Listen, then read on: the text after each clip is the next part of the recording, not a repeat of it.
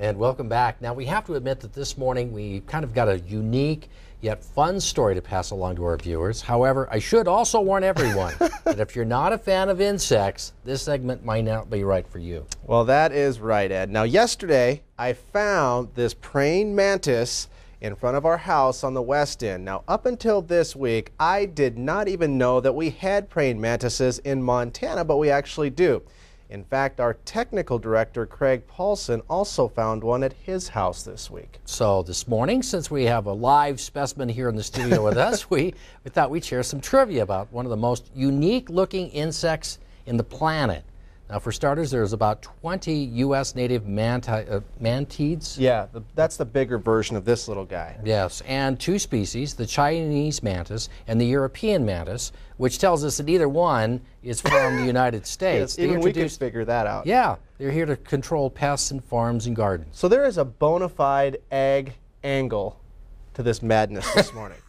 But by any name, these fascinating insects are formidable predators. Now, they typically are green or brown and are well camouflaged, of course, on the plants which they live. Now, moths and crickets and grasshoppers, flies, and other insects are usually, though, the unfortunate recipients of unwanted mantid or mantis's attention. Now, what you might know as well is that these praying mantises actually are more closely related to a cockroach, which we've had on Montana this morning. Nikki's over there going, ooh, yes, yuck. Yes. Yeah. The hissing cockroaches, you may remember.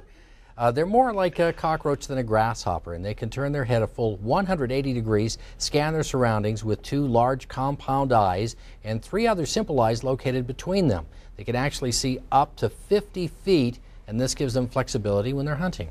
Absolutely. Now, we'll just wrap up by telling you that these insects will also eat others of their own kind, and the most famous example of this is the notorious mating behavior of the adult female, who sometimes eats her mate just after or even during mating. Yikes!